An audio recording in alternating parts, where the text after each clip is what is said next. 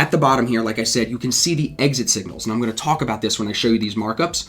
These exit signals will present for you throughout the day in different variations. Sometimes it'll break the 21 before it maxes out ADR. Sometimes you'll get divergence to present against you. It's really important to use all of them together and weigh them together to make your best exit decision. But for me, the most important thing, if you take anything out of this video, should be that no matter what setup it is, no matter how great of a setup it is, it can still be a loser.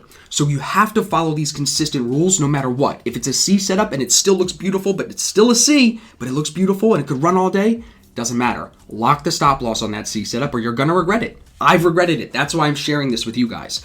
The reason you gave it a C grade is because it's not as probable. So what's the logic in staying in that trade longer than you need to? Get in, get out, get the bag, and move on to a better trade. So let's take this EuroCAD example from Friday and break it down how I would manage this trade, how I would grade it, and then how I would exit as the trade develops. Now, something I do have to remind you, people have asked me, do I split my risk between multiple positions? The answer is no. When you see multiple exits, that's because that's what they are. They're exits of the same original position.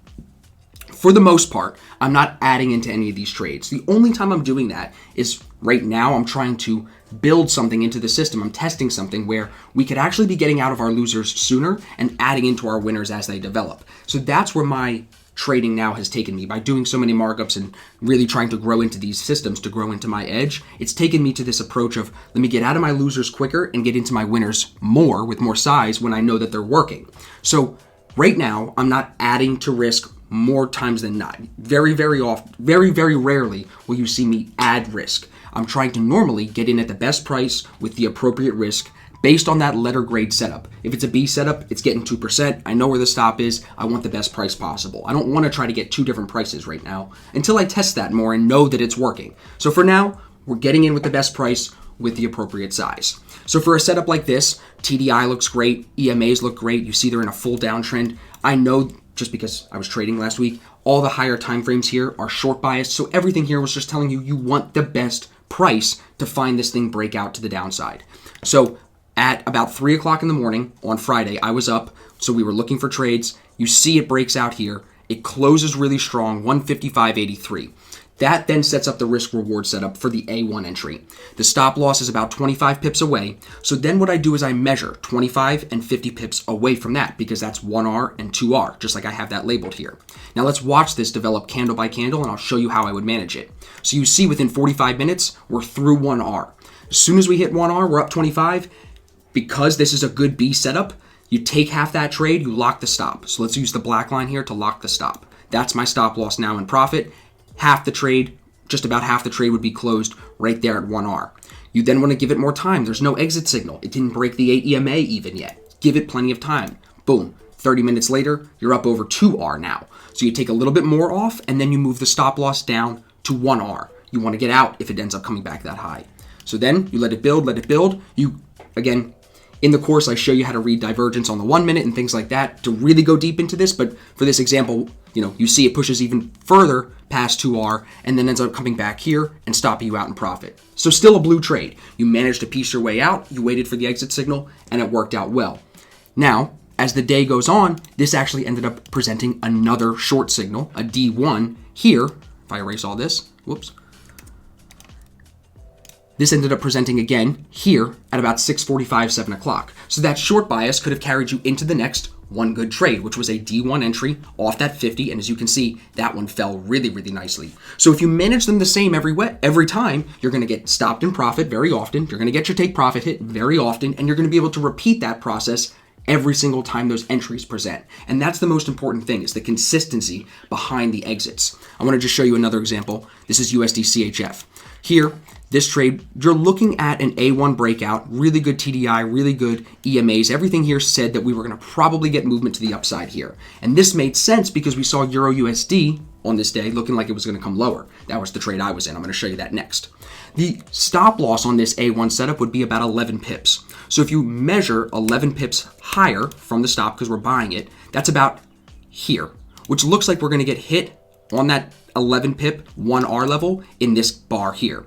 So as soon as this bar pushes off the 8 and off the 21, it's a new high of day, you're up over 1R, you take some of that trade, and then you put the stop loss right here in profit above the entry.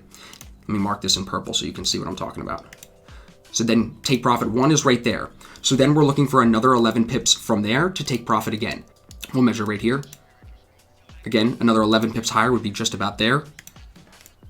That's the 2R level. We're taking more profit there and moving the stop loss up to here and getting stopped in profit as it pulls back down. Now you'll say, Austin, how do we catch the rest of this move? Well, if you study the A1, D1, and D2 systems, there is a re-entry. Carrie was in this. A couple people in our VIP were in this as I was short Euro USD. So you get stopped in profit on that trade, which is a separate trade from earlier, one good trade at a time. You move on and then take the re-entry. New risk reward, new stop loss, and you let this carry for you with the same exit rules. You give it that letter grade, you follow the entry signal, and you follow the exit rules. And it's just a repeatable process. You guys, you're going to have to understand you're going to leave a lot of money on the table all the time. The market is literally made of money. If you approach trading with, I can't leave any money on the table, you're going to drive yourself insane and you're probably not going to last in this business. The way I used to visualize it to people would be like, think of a rack of ribs. The pieces on the end never have a lot of meat. It's always the pieces in the middle that you really enjoy. We want the middle of all of these trades. We don't need the beginning and the end. You want to be able to get in at the highest probability time and get out with the most money that you can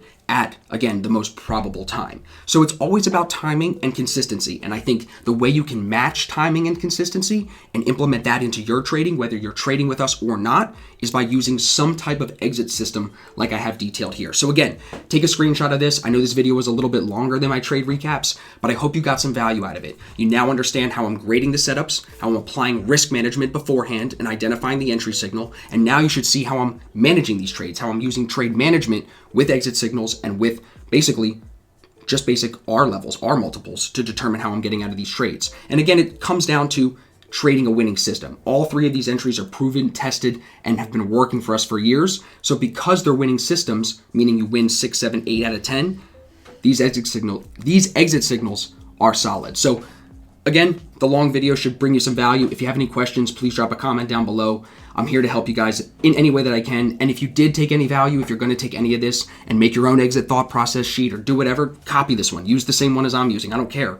Just give me a thumbs up. That's all I ask for. Appreciate it very much, everybody, and I'll see you in the next video.